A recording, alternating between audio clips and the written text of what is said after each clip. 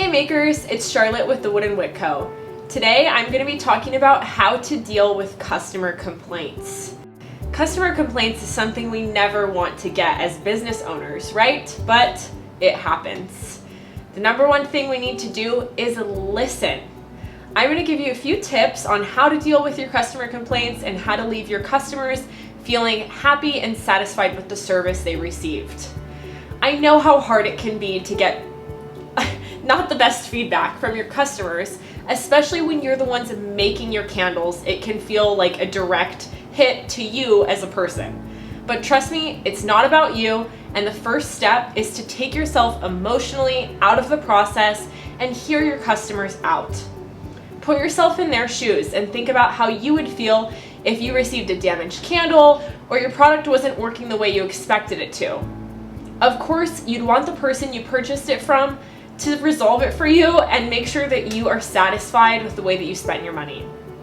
So if you do have a customer complain about anything related to your products, shipping time, the way the product was received, the way that it's working, listen to them, hear them out, give them a chance to tell you how they're feeling, and offer support.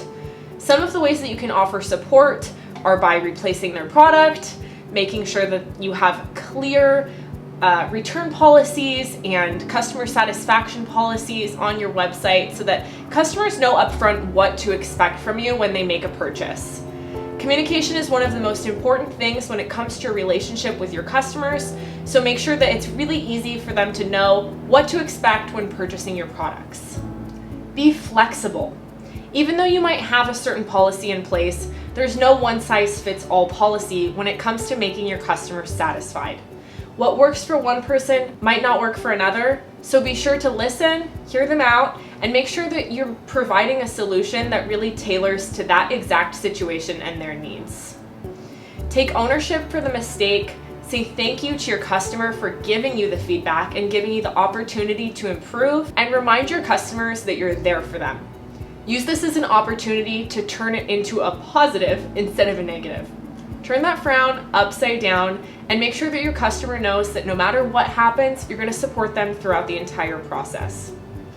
If a product was damaged in transit, then you can always feel free to ask your customers for a photo of that so that you can then in turn submit it to your shipping carrier. Be open in your communication, take your own emotions out of the situation, and listen to your customers. Thanks so much for watching, and be sure to subscribe to our channel to stay in the know on all the latest makers, tips, and tricks. Happy making!